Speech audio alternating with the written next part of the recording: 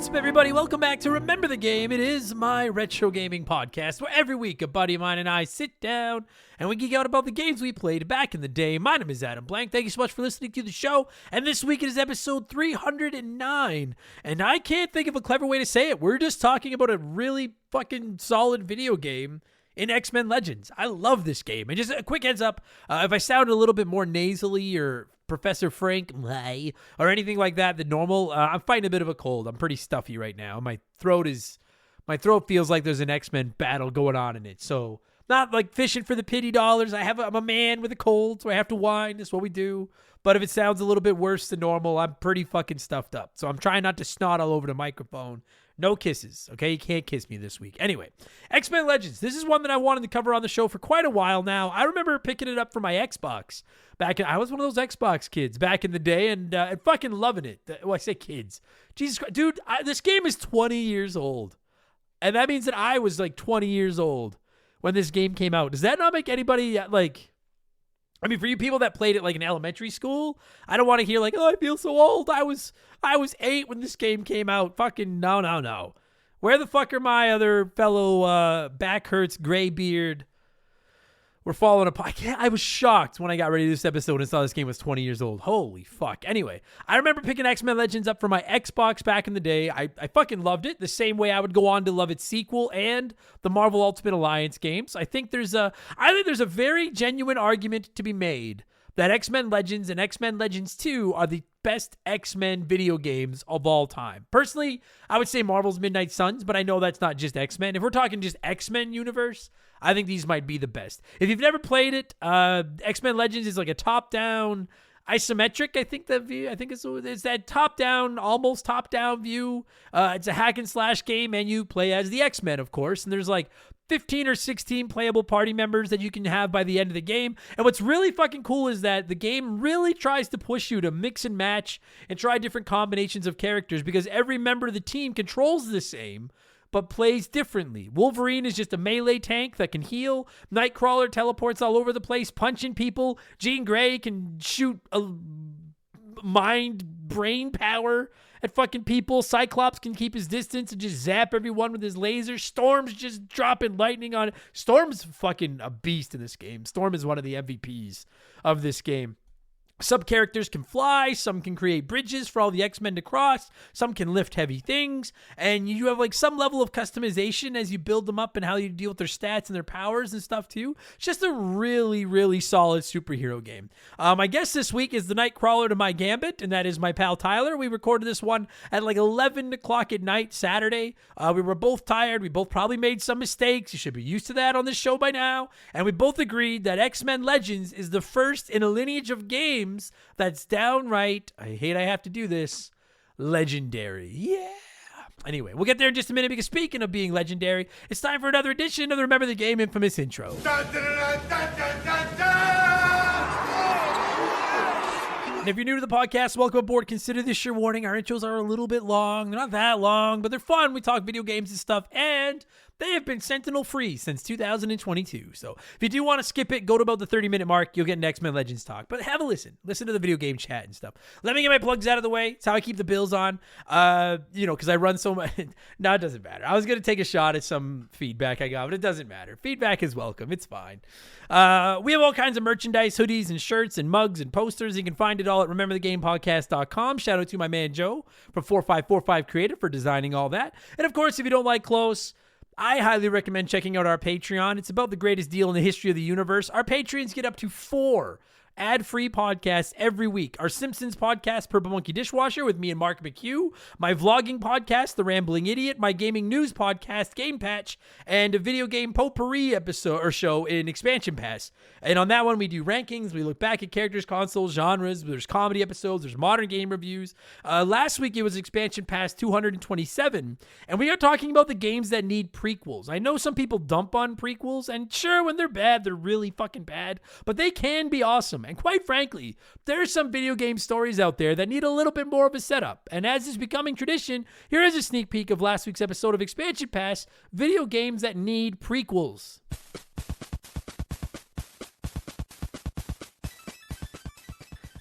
Force Ghost Goose said, how about an Uncharted prequel? It's a great, I didn't think of that one. That's a great idea. Playing as a young rogue Victor Sullivan, the best mustache in gaming, on a treasure hunting adventure, hitting on the ladies and finding the lost treasure of Oak Island or whatever sounds awesome to me. Buddy, I'll be honest with you. Like, if Naughty Dog tomorrow announces an Uncharted 5, I'm there. I really like the Uncharted games. I'm there. I'm playing it. But if you said that it could be just a new Uncharted game, or it could be a prequel where you get to play as like Sully back when he was like Nate's age, that would be fucking awesome. Sully's the best character in Uncharted. So I would take an Uncharted prequel. I think that sounds like a lot of fun. I never even thought of that. But playing as a young Victor Sullivan would be fucking awesome. As long as he still has his mustache, that would be awesome. That's now available in our archives. And this week for Expansion Pass 228, we know the next Nintendo console is right around the corner. And I have been saying for years that I think Mario Kart 9 is going to be a launch title for whatever the next system is. But what should it launch with? This week, what we're going to do is lay out our ideas for what we would like to see included with Mario Kart 9. That'll be on Expansion Pass tomorrow for all patrons. Should be a gooder. So again, subscriptions start at just $3 a month. You get new shows every week, instant access to over 600 ad-free archive bonus podcasts. There's actually 12 over there that you can listen to for free right now. You don't have to be a patron. Just go to patreon.com/rememberthegame and you can check out our free episodes and see how they work and all that kind of stuff. Not only do you get access to Patreon, but you can join our Discord. You get a chance to vote in our Patreon poll every month. You get the ability to submit comments on all our shows. You can DM with me, and you even get a shout out and get to hear me mispronounce your name like I'm about to do to most of these people. A huge thank you to our newest Patreons. Where'd my list go? Here it is. Andrew Fort, Timmy Carlson, Josh Gold, Chris Kent, Fondle Me Softly, I will. Fun Ghoul, I don't know if that's Fung Hool or Fun Ghoul. I think it's Fun Ghoul. Tyler Bowman, Chase Collings, Allen, Rest in Peace Koopalings, fuck, that fucking bothers me. Derek Johnson, Rubber Fork, Paul Carolus, Alan the Wizard, and a Happy Panda. Thank you all so much for the support, and welcome to Remember the Game Industries, patreon.com/rememberthegame. And don't forget, we donate 5% of that to charity. We offer annual subscriptions that'll save you your 12 months fees. And whenever I've got time, you can find me over on Twitch, twitch.tv/rememberthegame. And also now, I've been cross-streaming my podcast, I suck at my job. My video game streams on Twitch are also now at youtube.com/rememberthegame. So you can find them over there as well, if you're interested. All right, that's enough blowing myself. Let's blow some of you by blowing in some cartridges. It is our opening segment here on the show. I read a few comments and questions from our Patreons, usually gaming related, but not always. And we call this segment Blowing in the Cartridge. He blows all right. He blows big time. That's it, honey. Get into the spirit. Let's blow. Our first blower this week is the Remember the Game infamous member who said, "Greetings. Stay a while and listen. I'm in the midst of listening to an expansion pass, episode 72, Ask Adam Anything, and there was a question, where do you see yourself in 5 years? You said, hopefully still doing the podcast, and that was just over 3 years ago now. The podcast is going strong, but do you feel like it's still progressing the same way it had all the way back in 2021? Has it tapered off or maybe even slowed down? And how do you see the show potentially evolving? Do you have any plans to shake up your current formula, or are you content with how everything is running right now?" This reminds me of the episode where Homer goes to the Duff Breweries and the guy is like, as for what the future holds for Duff, well, let's just say we've got some exciting ideas up our sleeves. And then Homer presses him and then he's like, all right, we have nothing for the future. Are you happy? And Homer's like, no. Honestly, so to answer your questions, do I still feel like it's progressing the same way? I do think our growth is kind of stagnated. Like, we're still growing. We're still getting new listeners all the time. But it's not exploding like it was during, the pandemic in particular. But that's to be expected. I didn't expect it to grow by those kind of leaps and bounds every month. We're still charting regularly. The Patreon is still going strong. The new members are coming in all the time. So as far as the growth of the show, like, of course, I'd love to see it grow a little bit more, but it's going fine. I'm happy with it. I love the show. Do I see the show potentially evolving? Do I have plans to shake up your current formula?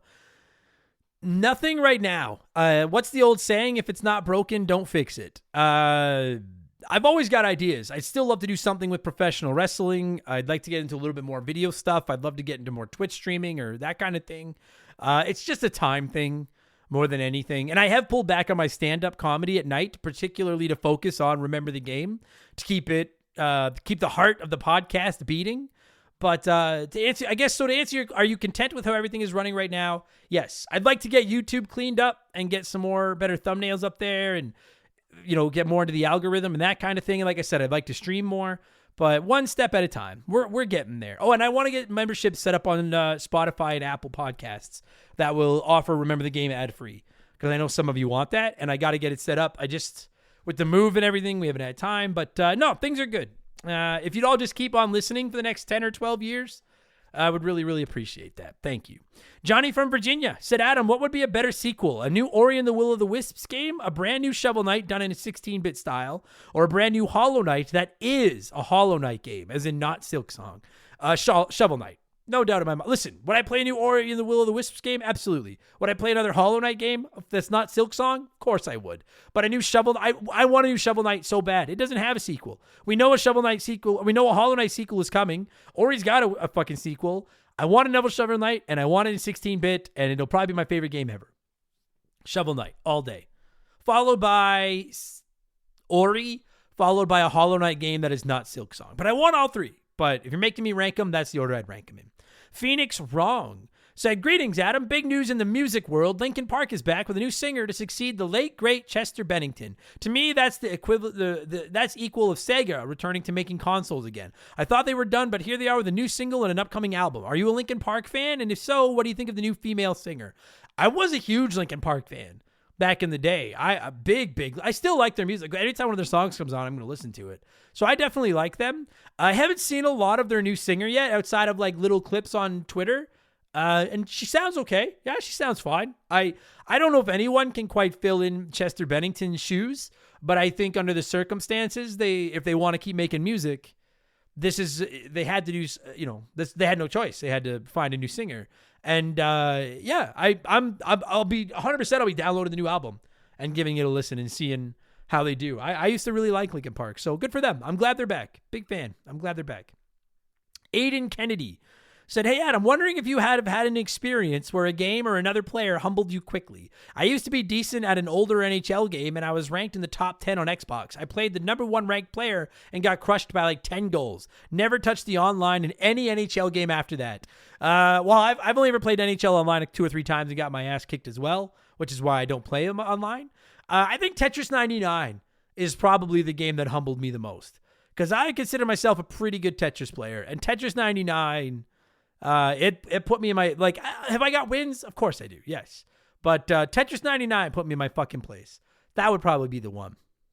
DJK said, g'day, mate. AFL finals are here. Port Adelaide versus Hawthorn and GWS versus Brisbane. Who wins and why? My tips. Thank you.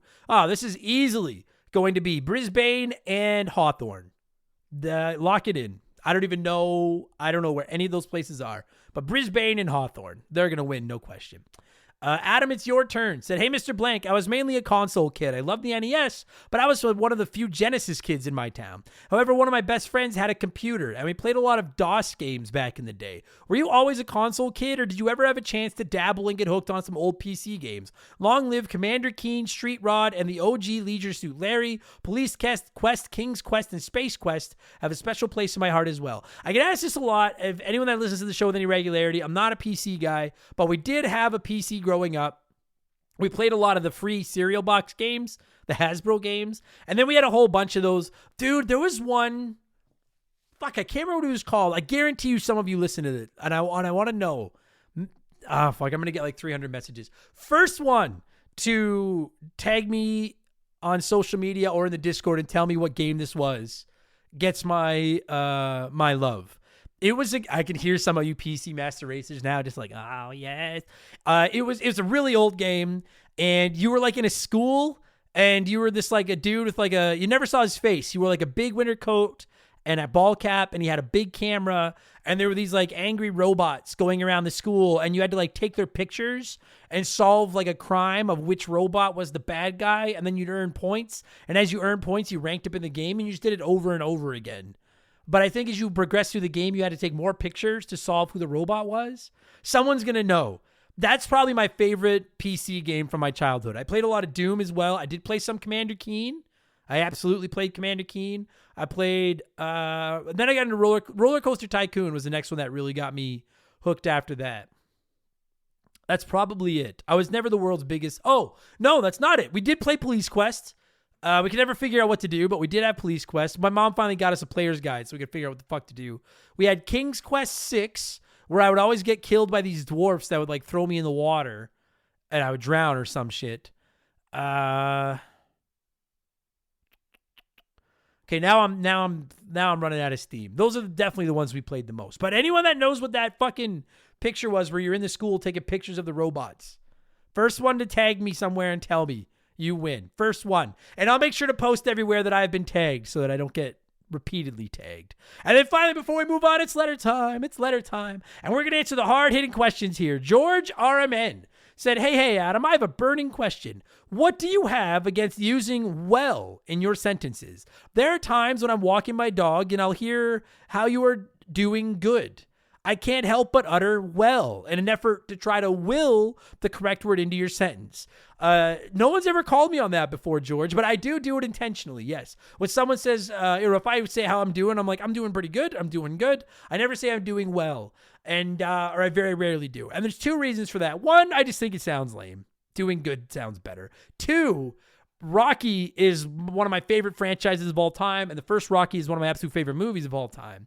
And one of the things Rocky always says in that movie is, I done real good. You should have seen me. And I just really like the way that sounds. So I don't say I done good, but I doing good. Honestly, and it is an intentional choice. Like, I know proper English would be say I'm doing well, but it's even just saying it there. I almost said doing good. And it's because of Rocky. I done real good. You should have seen me. So that's where it comes from. Anyway, thank you for all the submissions, everybody. As always, let's switch things up and we got to keep this ball rolling. Let's get to our Smash Hit segment, the official game show of Remember the Game Industries. Play one, remake one, erase one.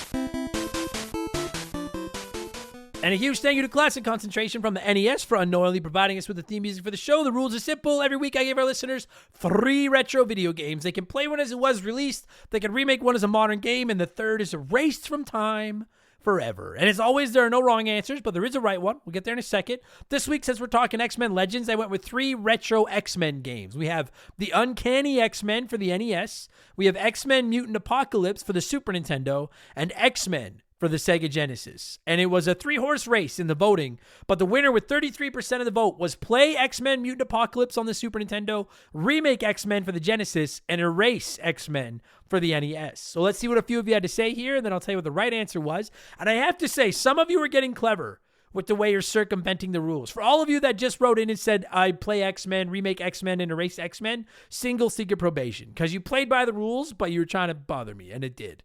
So I'm doing not good. So single secret probation. Tom1313 said, I played X-Men Apocalypse and it was amazing. I was just not good at it. I want to play it as an adult and finally beat it. I haven't played the other 2, but I can't erase them both because of the rules. So I'll erase X-Men for the NES because the NES licensed games are very hit and miss, and I'll take my chances. And I'll remake the Genesis X-Men game, but put it on the Sega Saturn, which is a fate worse than erasing it and still following the rules. Gold star, and here's 1 get off double secret probation for free pass, Tom. I quite enjoyed that answer very much. Well done. Well done. Good done. The Rockstar said, I feel outvoted majorly in this. I would play X-Men for the nostalgia. I would remake the Genesis game because of the I would play X-Men for the nostalgia. I would remake the Genesis game because the 120 frame 4K graphics on a great side scroller would be a nice break from all the 3D alliteration that are about Oh, I see. And lastly, I'd erase X-Men Apocalypse. I wasn't a great fan of this as Nintendo held back on the hack and slash and refused a little gore. I mean, Nintendo did hold back on the gore. I'll feed you that. But I don't know if you were going to get gore in an X-Men game. I don't know. I mean, fair enough. Like, I have no... Your logic checks out, but... I mean, like, of all the places to get gore, I don't know if X-Men Legends or X-Men Mutant Apocalypse, on the Super Nintendo, like Cool Spot or Mario World is where we needed the gore. Cool spot, that little bastard. Osama bin Lovin said, I absolutely love MA. Oh, Mutant Apocalypse. It's perfect the way it is with the large sprites and the fighting game special move controls synced with platforming. Play it again and again and again. I'll remake X-Men on the Genesis because there's almost a good game there. Maybe a remake would find it. And I'll kill the NES version. I played it once at a sleepover. Ugh. Fuck. Nope. Bye. See, I only played the NES one a little bit, but I don't remember it being that bad. It's not good, but it's not Buzz from Home Alone treatment bad. Or Buzz's girlfriend bad, excuse me.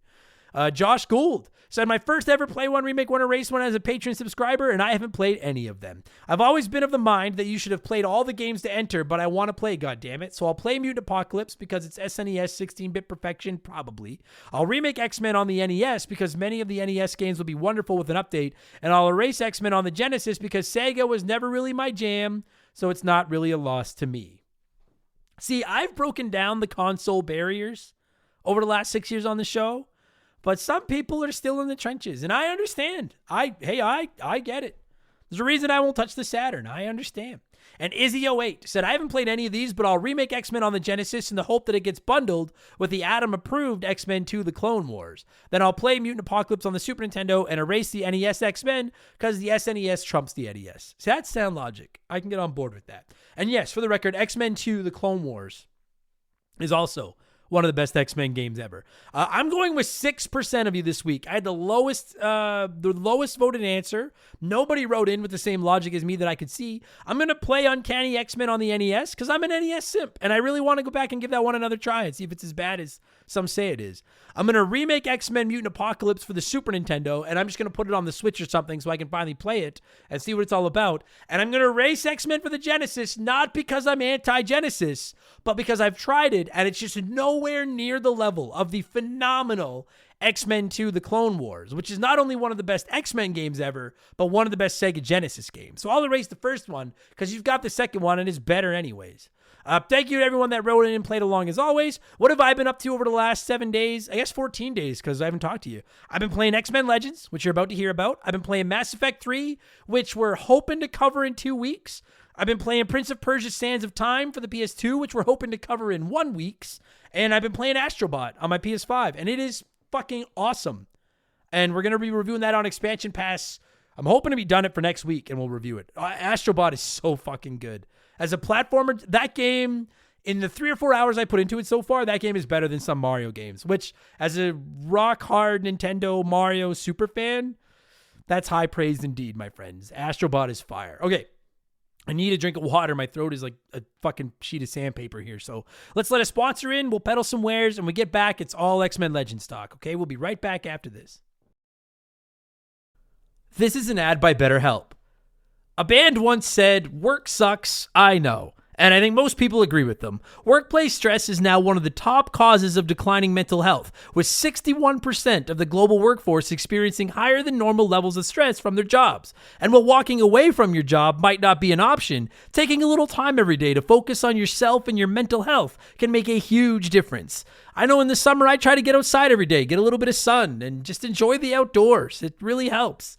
At least until my allergies attack, and then it's ugly. It's important to take steps to combat work stress, and therapy can be a huge one. It's not just for overcoming trauma. Therapy can help you define work goals, set some work boundaries, develop coping skills.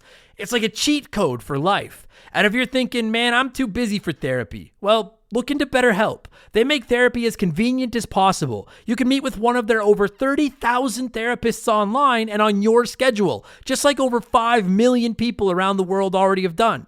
As the largest online therapy provider in the world, BetterHelp can provide access to mental health professionals with a diverse variety of expertise. Unwind from work with BetterHelp. Our listeners get 10% off their first month at BetterHelp.com/rememberthegame. That's BetterHelp, HELP.com/rememberthegame. We've had some great partners over the years here at Remember the Game, but I don't know if any of them have hit home for me quite like Hometown Hero does. No pun intended. Don't start. It's a transparent, honest cannabis company that helps people and gives back to those that have served their country at the same time. I mean, come on. As soon as I read about these guys, I knew I wanted to work with them. Hometown Hero is a cannabis company out of Austin, Texas, and they were founded back in 2015 by a U.S. veteran. They have two goals: create premium hemp products that can help everyone, and to support veterans by donating a portion of those profits to organizations set up to take care of those who have served. Hometown Hero products are of the highest quality, and everything they offer is made right there in the U.S. of A. Gummies, caramels, chocolates, drink mix, there's something for everyone. And what's more, their hemp is grown locally in Texas, which is something they should and do take a lot of pride in. And they offer certificates of analysis for everything they sell, because they want to be clear that their products are as advertised, both in terms of potency and ingredients. No contaminants, you get what you pay for. Just how they conduct business is enough to get my good eyes' attention, but when you circle back to the fact that the company was founded by a veteran and they put such heavy emphasis on supporting veterans, this isn't just lip service. I'm not reading a script I was given here. I'm proud to have Hometown Hero associated with Remember the Game. Reclaim your evening. Visit hometownhero.com and use code RTG to take 20% off your first purchase. That's hometownhero.com, code RTG for 20% off your first purchase. All right, let's talk X-Men Legends. As always, I like to let you nerds sound off before my guest and I hog the microphone. We had a bunch of comments from the Patreons, and we're going to go through a few of them here. Amish the Giant said, I love these games. I was never a huge Storm fan, but with Chain Lightning, she was amazing. Also, playing with Gambit and Wolverine taking down Sentinels was so much fun. I do wish that Gambit was a little bit more powerful in this game. I like Gambit. He's my favorite X-Man, but he's okay in this game. Wolverine's a beast. Storm is... Once you get her lightning going to everybody, Storm's she's OP in this game. She's a monster. Jack Blackmun said, this may now be my favorite PS2 game. All the other greats on my list have got a remaster sense, and I prefer playing the remasters. This is the one I can play all the time, and it feels like it hasn't aged. Graphics are fun and perfect for the style of gameplay, good story and characters, good side content, with Danger Room flashbacks. Only wish you could unlock more costumes, and then have a New Game Plus mode where you can keep all of your upgrades. Well said. There's a lot of meat on the bone in this game, and it's delicious meat. Agreed. Tom the Superhero seems like a fitting comment there this week. I've been playing through this for the first time as well, and it's really cool to see where one of my favorite games of all time, Marvel Ultimate Alliance, got its start. I've been really enjoying it and can't wait to start the sequel. The sequel to X-Men Legends is better. They're both great, but the sequel is better, for the record. Kugda said, this game's description is right there in the title, a legend. Every X-Men game before this was either a fighter or a platformer. This game broke the X-Men mold by giving you an arcade style beat 'em up with RPG elements and gave you 15 playable characters to choose from to make your team of 4. This game plays best as a single player experience due to the amount of NPC chatter you sit through, but the ability for friends to drop in or out at any time makes the game that much better. This is hands down my favorite X-Men game. I'll just ask, do you like it better than 2? Or do you just mean both of them? I'm just curious, because I don't want to get into why I like 2 better. I love them both. They're both great. And Subdued said, one of my strongest gaming memories is playing this with my friend in middle school in 2011. See, that's the shit that makes me feel old as fuck. He had a huge CRT in his room, and when we got to the winter level, the TV shut off. We tried turning it back on, only for a cloud of black smoke to start rolling out of the back, and we had to run and get our dads to throw it out in the yard. I guess this game is just too rad for some TVs to handle. I don't think we ever finished it. Sometimes that's just what happens. You guys needed Jean Grey there or Cyclops to weld. Cyclops could have welded your TV back together. I used to have one of those big ass rolling CRTs. I never had smoke blow out of it. That's wild. Anyways, let's talk X-Men Legends. That's why you're here, right? That's why I'm here. That's why we're all here. I'm going to cue up some music. And when it stops, my boy Tyler and I are going to take another look back at X-Men Legends, which originally released in North America on the GameCube, the PS2, and the Xbox on September 21st, 2004. Almost 20 years to the day. We missed it by 2 weeks. That's wild. Enjoy the podcast, everybody. Let's go.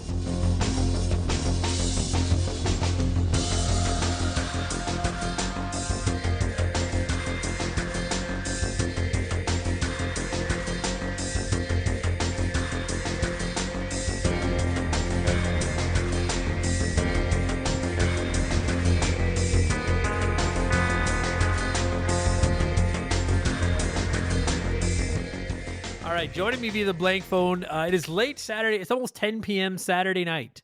I just finished editing Purple Monkey Dishwasher that you would have heard 2 days ago, and now I'm recording the X-Men Legends chat because that's how dedicated I am to these podcasts. Plus, tomorrow is week 1 of the NFL schedule, and I want to sit down and watch football all day. So joining me via the blank phone to talk X-Men Legends, which is literally it'll be turning 20 years old on September 21st of this year, 2024. And that made us both feel old as fuck, is my buddy Tyler. Tyler, how are you? And buddy, we're fucking old, man.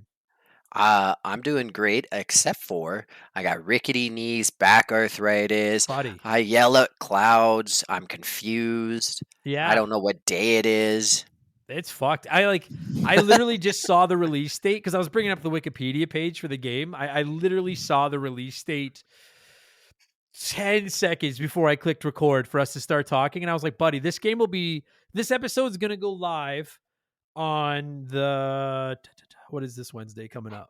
Fucking stupid phones got too many goddamn apps for my calendar. Fucking technology. This episode's going live on the 11th, and it turns 20 years old 10 days after that. I remember buying this game brand new. Maybe not the day it came out, but like the week it came out. And you had it on Xbox or PlayStation? Now OG, like my first playthrough back in the day was Xbox because I was Team Xbox. I was one of them. Just now though, like over the last 2 weeks to get ready for this, I replayed it on the PS2. Nice. Seems like it ran great on both. I don't remember having any issues with it on Xbox, but it ran great on PS2. I played it on PS2, but I had an Xbox as well. But I don't know why. It was just one of my PS2 games. It holds up. I gotta say, man, like I've been replaying it to get ready for this review. And what it is, like, can I ask you? So if you've never played the game, everybody, it's basically like a dungeon crawler. You play as the X-Men. They all have different abilities. You beat up enemies. It's multiplayer if you want it to be. That's the long and short of it. Yeah, you can effortlessly. One of the cool things, like it's a dungeon crawler, yes, and you have a little party of 4 people, but you can switch between them, like instantaneously as you're playing. So your team of 4, you could just be like, okay, yeah, I'm Wolverine, and now I'm gonna be, whatever, Iceman, and then Cyclops or Storm or whatever. Yeah, like I love that. Me too. It's kind of like. So I'll ask you this because I've never played them. You're a Diablo guy, right? Yes.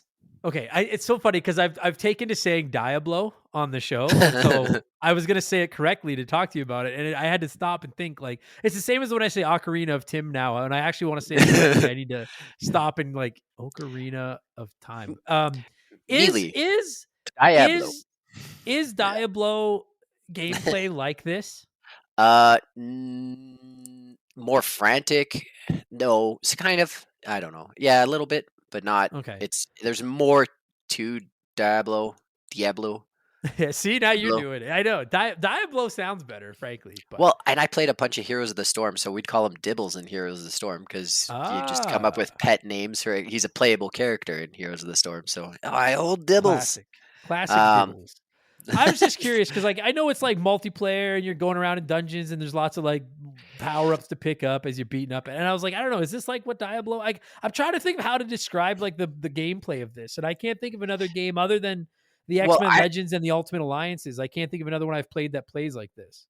Yeah, I like Turtles and I like any of the beat 'em ups kind of plays like this. The thing with this is kind of like the bridge between like traditional beat 'em up, where you're just kind of roaming around beating the crap out of enemies, but there's no RPG element.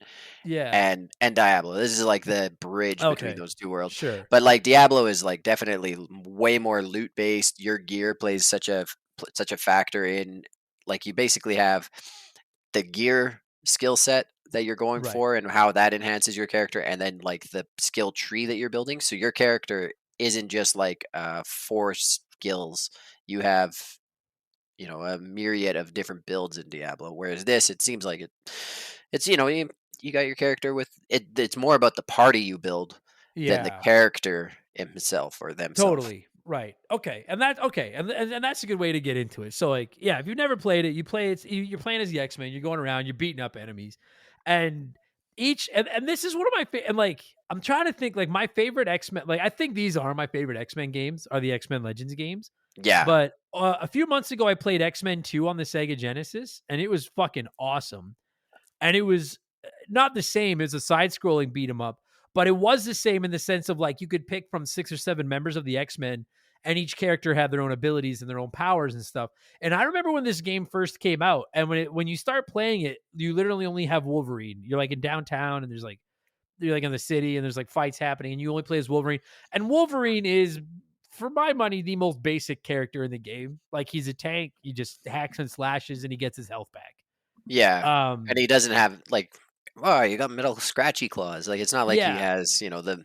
He's a cool character for fiction, but it's not the most exciting character to play no, as. he's not. He's certainly not in this game. No, and like when you first start playing, even when I fired it back up to start playing it again, I was like, I don't know, this is kind of boring. I was like, I'm just going around the city and Wolverine's just hacking and slashing. But once you start adding other party members, uh, I think my favorite thing about X-Men Legends is it considering the combat isn't particularly deep, it does a surprisingly good job of making the characters that all control the same play very differently.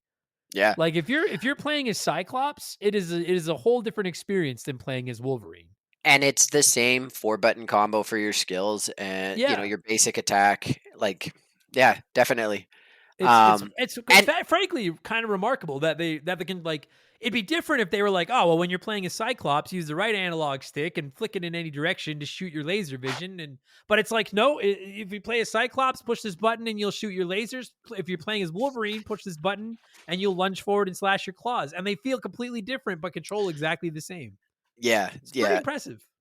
I really enjoy that about the game, and I love the like how basic it is, but they still have like a combo multiplier, and this is like first top down beat 'em up Legends and Avengers Ultimate Alliance games. Ultimate Yeah. Alliance. Yeah, it's the first one, and they still had like the basic elements that all of them carry on and Yeah. make it really enjoyable. Like I loved doing the combos and having huge combos.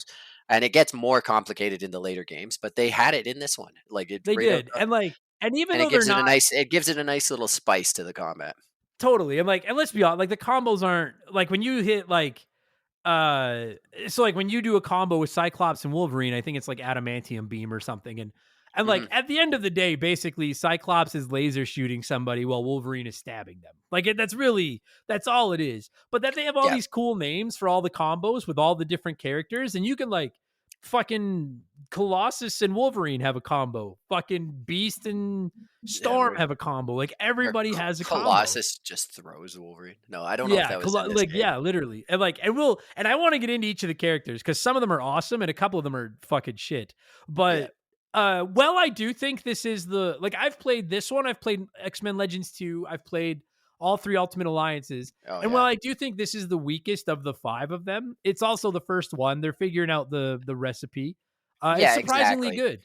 You know, Yeah, to and that like I wouldn't hold it against it because like when this came out, there wasn't any games like this. Like it sure, was the first and definitely opened the door to a genre of games that are amazing. Like 100%. everyone after this just gets better and better. Yeah, like not to get into spoilers for we are going to spoil I'll be honest, like there is a story to this game and it's okay, but I don't think the story is the greatest thing in the world. Not to spoil future ones, but like in X-Men Legends 2 you get to play with some of the Brotherhood, like Magneto and Yeah, yeah, friends, and that is fucking awesome getting to see those combos. And then I really think the engine and the franchise, if you want to call it that, took off when the Ultimate Alliance games launched because then you weren't just limited to the X-Men. You had Iron Man and Captain America and Spider-Man Well, and and friends.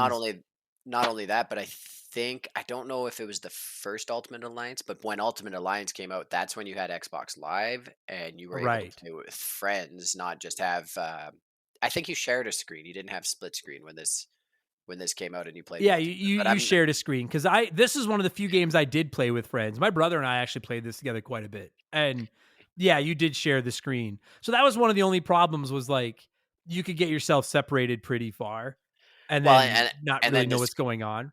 yeah, and not be able to it was confusing. And I remember that, but it was like when yeah. It was still fun playing the split screen. It's just like if your person you were playing with was a dink like me, I'd like run off into a corner and not let the yeah, screen advance and let the yeah, person I was playing with get beat up. oh, buddy. And the thing, like I found this too, like I don't know about you, like, I don't find this game particularly difficult, but then every once in a while, it's like I don't know if we just get into, like, the wrong area or if I took the wrong team, but, like, I'll be just 1 or 2 shotting enemies, and then all of a sudden we'll get to an area and I'm like, "Oh, Jean Grey is dead." And then it's like, "Oh, so is Wolverine." And I'm like, "What the fuck? What the fuck happened?" And it just seems like all of a sudden shit goes off the rails super fast, but 9 out of 10 like 90% of the time I'm playing it, it's not a very difficult game. Plus it's No, constantly dropping health pickups, like constantly. So yeah, you can just basically all borderline at times mash them to fill your health and stuff. yeah. But Well, yeah, I don't know like, why I would just get wrecked every once in a while. And it was always fucking Jean Grey, who I always wanted to bring because she's a beast, but don't let anyone fucking touch her, for fuck's sakes. well, glass Maybe I cannon. wasn't upgrading her properly. I don't fucking I know. don't know. She's a glass cannon. She's supposed to be this powerful have telekinesis and all this, but she's not. She's not a tank like Wolverine or Yeah, I'm like, Colossus. So, you can go Phoenix anytime now, there, Gene, because we're in trouble here. Fuck me. Um, so that's the basic gist of it. And like, so we mentioned how the characters play different. So like, I'm gonna put you on the spot, and I don't know when the last time you played this game is. So maybe you're drawing straws here. Do you have a favorite character to play as in this game? Because I have two that I really like in this game. um, who would be my favorite? I liked Gambit a lot. Me too. That I'm and a that Gambit that homer though. Like, Yeah, well, exactly. I liked Nightcrawler, I liked Gambit, Psylocke, and Storm. I don't remember what my team build was for this though, because I haven't played it probably since like 2005, sure. 2006. Yeah, yeah. Um, and I'm gonna like I'm right away. I'm like, oh, my team was Iron Man, Thor, Spider Man. Wait, no, that's Ultimate Alliance. Ultimate Piss. Alliance. Yeah, yeah. I don't No, I remember get it. who. I kept changing my teams for a while because I wanted to play with everyone for the sake of this review. And then I Mhm. quickly started to find like I'll be honest, and haters gonna hate if you want to hate on me. Like Beast is pretty shitty. Yeah. Because Wolverine does his job better. I found Colossus Well, and with great at taking Wolverine, a what's that? with Wolverine, if you like just kind of are taking too many hits, you can just stand there and wait and Yeah. heal. Like he's the Well, dude, invulnerable character. twice I was because that's one thing about this game is once one of your characters dies, you can't revive them until you get to the next checkpoint Hmm. X logo, and then you have to pay to revive them. And so you can find yourself trapped in these fucking factories and sewers and areas where 3 members of your team are dead. And the last guy I always had standing was Wolverine, and I would bring him specifically because I could like, okay, kill the enemies, and I'm like, I'm out of health heal ups. 3 of you are dead. Like I said, 9 out of 10 times it's easy, and then all of a sudden the game would fuck me up, and I'd be like, let's just hide here, get your health back. We need to get to that next X-Men logo, so I can fucking revive some players here. And then Nightcrawler, dude, Nightcrawler is OP in this fucking game. Yeah. He's a monster. His teleporting around, if you start powering him up, he's just dashing in and out, killing people, and no one's laying a finger on him.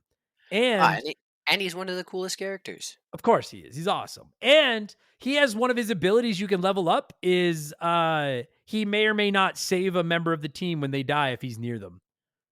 Oh, that's awesome. And I'm like, God, you should be the leader. Like, I mean, I like Cyclops just fine, but like Nightcrawler should be the leader of the team here. Well, Fuck him. Cyclops is a dweeb. You know what? As a kid, I loved him, and then the movies made him Really? out to be such a. I did. I like the laser vision thing. I got goofy eyes. I'd love to wear those glasses, but the movies made him out to be such a bitch, and I just never. I think he never recovered from that. The movies made him out to be a real bitch. Well, because So he is.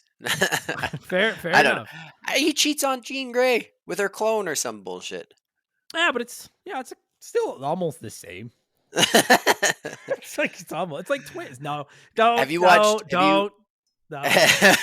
No. What? What were you Twins, saying? Basil, twins. Have you watched X-Men '97? I'm like halfway through it. Oh, we haven't started it yet. I really want to watch it, but I It's hear solid, he's dude. got it. It's I fucking hear really he good. has a B scene where he like drops in and uses his laser to fly down, and I was like, oh, that's sick. Yeah, it's fucking X-Men 97. If you're out there listening and you haven't watched it yet on Disney Plus, it's pretty good. I don't know how it ends. Everyone seems to love it, so I'm assuming it ends well, but it's pretty good. You were a fan of the Um cartoon back in the day? in passing.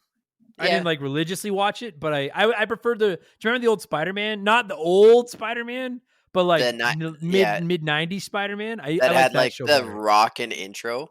Yeah, that was my Radioactive show. Spider-Man. Yeah, And they yeah. did Carnage anyways. Yes. No, that's Um the best Spider-Man. it was a great Spider-Man. So, Into the yeah, Spider-Verse might be better, but oh god. Nightcrawler's a beast in this game. I think Wolverine is a usable tank cuz like the other tanks like Beast and Colossus, they don't get their health back like Wolverine, which is just no. so nice.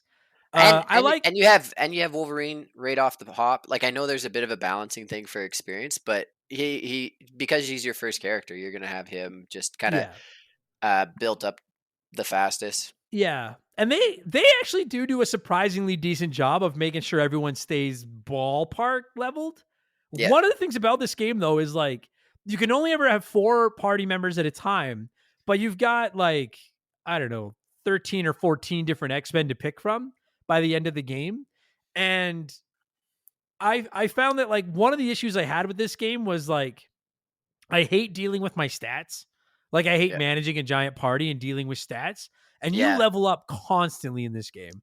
And so if I was hitting select and bringing up the character level up screen every time one of my characters leveled up, it's literally all I would do. So I would let them bank for a bit and then go in and do the moving around. But then while I'm doing that, say 2 of my characters die. So then I get to the one of the checkpoints and I swap out dead Jean Grey and dead Gambit for fucking, I don't know, Nightcrawler and Magma.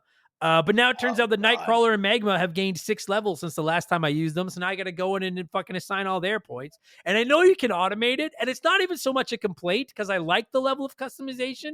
I just hate doing that stuff.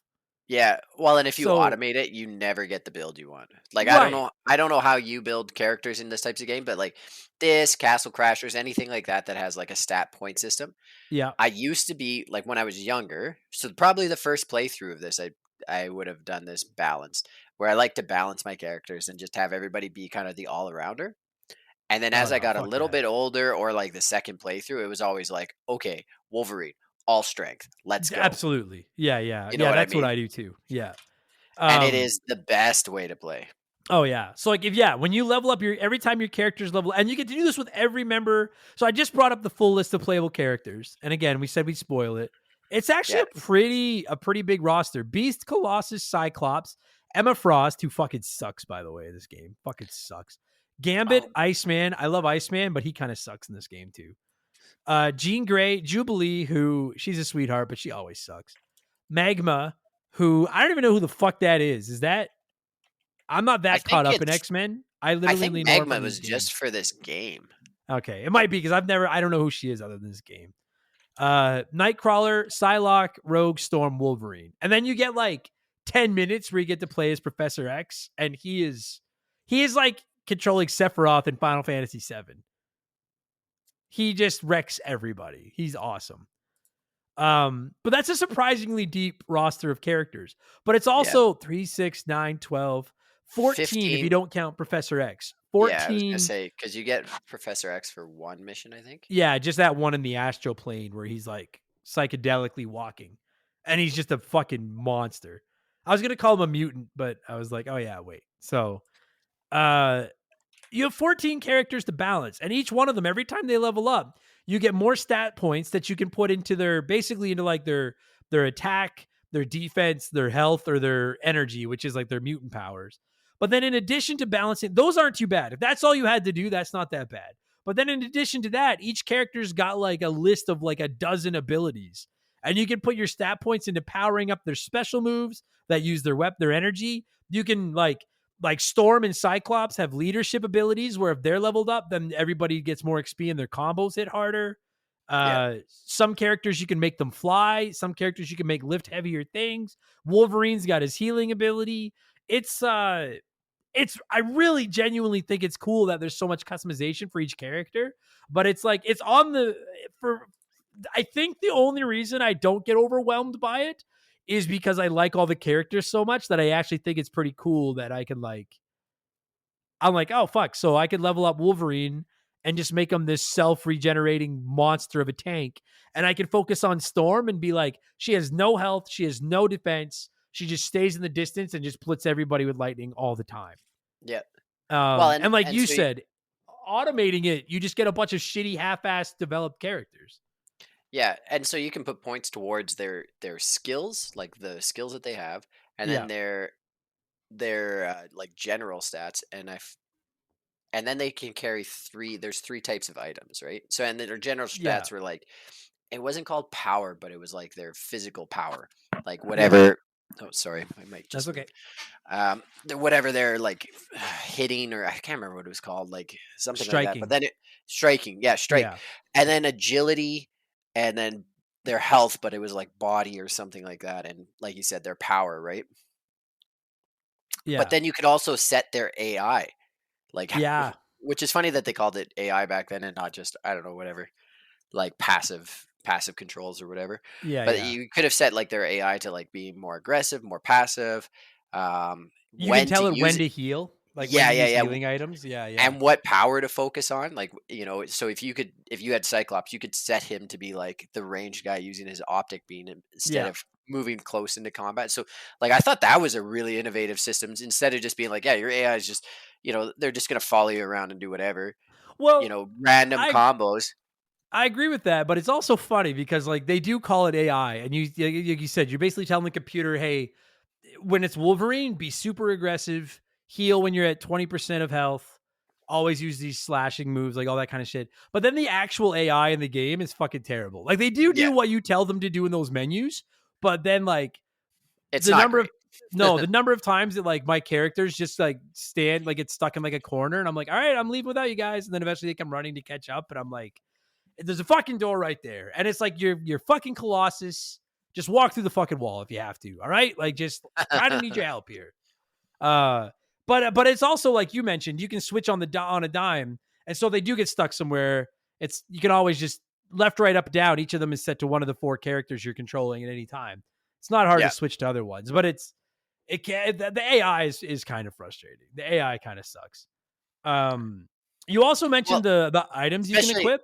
especially What? like if you leap over something and they get cut on like a wall or partition, Oh, they will not follow you. You're like oh you my have that god, that is how you ditched your team.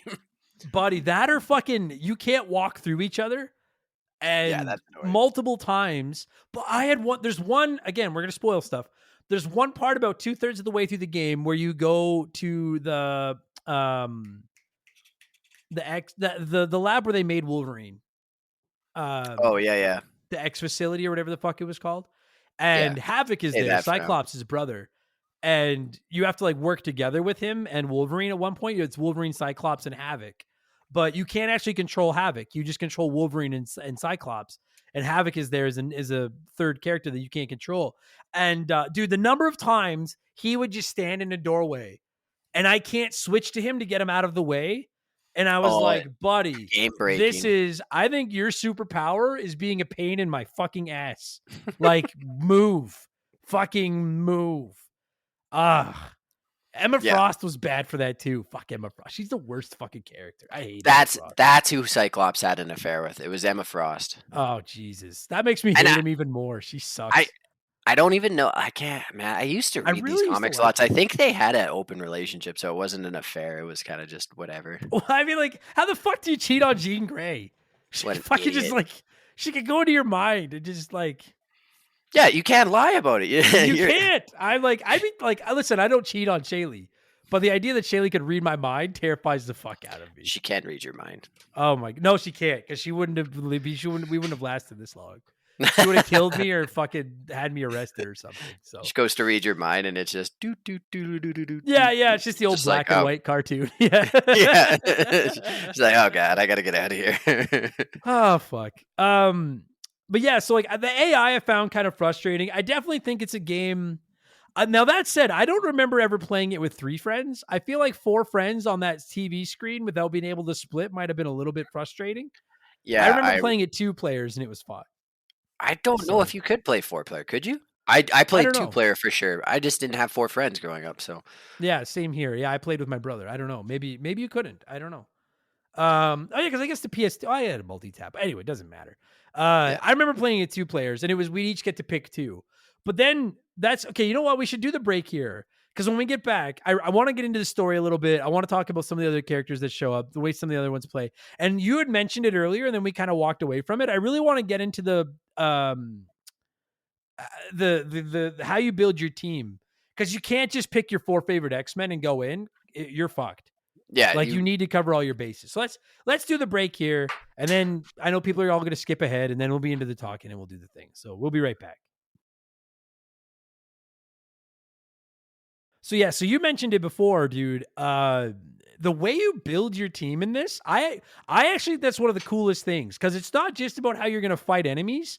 Some enemies are resistant to like physical damage or mental damage or energy damage, but there's also like you run into areas and levels where like there's one part where you go to a nuclear reactor and Colossus is there holding up like a reactor, and you have to go upstairs and move and re-weld the like beams up there that are holding them. And I did it. I had Jean Grey move them and then Magma weld them. But I'm assuming there's multiple, like Cyclops can weld, certain characters can move. Like it's really cool how you can mix and match your team to build bridges and open doors. And like, I don't know. Like you said it. I mean, like by today's standards, it's probably a little bit basic, but this shit blew my mind 20 years ago. Yeah, like, and nothing like it at that point, and like it looked amazing too. Like it still this holds up. This game holds up today. It looks great. Yeah, for how old it is. Art, I love it. Yeah, yeah, like it didn't age poorly like a lot of games from that era. Like this still looks pretty decent, but that mechanic of like having unique team members that add something different and open up the world differently for you. That I don't remember playing a game before this that was like that. No, and like it's one thing for them to play differently, like in combat. Like I don't know about you, but like when I go in, I always, from a combat perspective, I would usually try to pick 2 melee attackers and then 2 distance attackers. Yeah. And so I'd take a Wolverine and say a Nightcrawler for my meleeers, and then I would take somebody like a Jean Grey, and then I like Storm for the lightning. Yeah, I like and use them from a distance. Because you run into some enemies that are physical resistance. So like Wolverine, it takes forever to fucking kill those guys. Yeah. And then some enemies are energy resistant. So that is like Storm's lightning. And then some enemies are mentally resistant. And that is like Jean Grey's psychic powers of basically making your brain explode. And so you're constantly swapping between your teams. So if you take in 4, like if you were to take like Beast, Colossus, Nightcrawler, and Wolverine, and then run into a bunch of enemies that are resistant to physical attacks, you're fucked. Yeah, and it's like it's a drastic drop too. So like the damage counters in the game were pretty low. Like it wasn't like you were doing like 9,999 damage. Small like numbers, yeah, it would be like, you know, your max whatever if whatever level you're on, your max hit would be like a 75 damage, or like you crit for 80 or something, right? Pretty low number. And then you go up against someone who has the resistance of that character, and you drop to like 1 or 2 damage. Like it is like the damage just dips. Oh. I got stuck in one level where the only it was where I was telling you all I left was Wolverine. I was out of healing items, and I'm literally just like beating one enemy and then hiding in a corner and letting my health heal up. And to top it all off, one of the types of enemies in this world is resistant to physical damage. So I'm literally hitting him and it's doing like 2. It's like a sliver of his fucking and I'll ask you this, because I can't decide if this is worth criticism. I don't know. I don't want to criticize it for this. It can be frustrating. There's one really cool level. I think it's one of the coolest levels in the game. You're on like an aircraft carrier and it's sinking, and Jean Grey is trying to hold it together while you're fighting through and trying to rescue the crew members. And you can find areas where the hull of the ship is breached, and you can use somebody like a Cyclops to blast them and like weld them shut. But if you run out of characters that can weld them shut, then you're kind of fucked. Or if you don't bring a character that can make a bridge to get across a gap, like an Iceman or somebody, there's a couple of times where like you're not really hard locked. It's a very, I don't even know if I call it soft lock, but you have to either reset and load your old save or hoof it back to the X-Men checkpoint, swap out for someone else that has the abilities you need to keep moving on. And if those people are all dead and you don't have enough money to revive them, you're kind of fucked. Yeah. I think the first time I played it, it frustrated me, and then I kind of got a feel for it, because I was playing my favorite characters and they did not jive with. It was more combat orientated rather than like, oh, it's good to have multiple tools in your tool belt, not just 6 hammers. Totally. I think one of the things I like about it the most is like everyone listening to this knows what a diehard TMNT fan I am. But I've said it many times. Like I don't think they have a ton of great video games. And a lot of their beat 'em ups, like Turtles in Time is an all-time classic, but from a gameplay perspective, that game is like a 6 out of 10. Well, Like, it's linear. There's no like it's depth. 2 buttons. Right. And not to compare a game from the Super Nintendo era to a game from the PS2 era, but all I'm saying is like I've played a ton of these types of beat 'em ups where like you can switch characters and there's a little bit of difference, but not a ton. Like, oh, this one's a little bit faster and this one's a little bit stronger. But in this one, you really can't. I think one of the most brilliant things about it is that you really can't just roll with your favorites. You have to kind of, you can't really plan ahead, but you have to be willing to go out of you can like, I don't really give a flying fuck about Magma, but she is a pretty powerful fighter in this game. And she has fire that can weld stuff. Yeah. And later in the game, she can build bridges too. And so it's like, you're pretty useful. I need to bring you on some missions. It really forces you to basically use the, no pun intended, the entire gambit of your roster.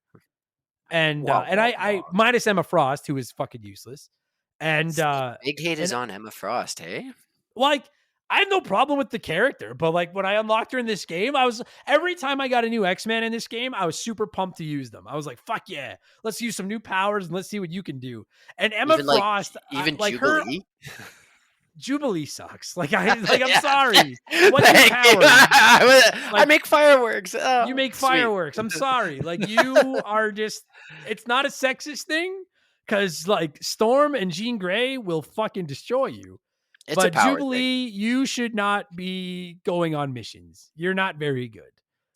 She should be invited to special holidays where they want a fireworks display. Yeah, for fireworks. That's great. Yeah, no question. That's great. Fly the plane. We'll teach you how to fly the plane, but the enemies aren't going to be hurt by fireworks. And Emma Frost, so like when you attack, we're going all over the map this week. It's fucking 4:30. I'm tired. I don't fucking care. When you want to use your mutant powers, you basically hold like R2 and then triangle, circle, square, and X or ABXY, whatever the fuck, become your 4 special powers as you unlock them.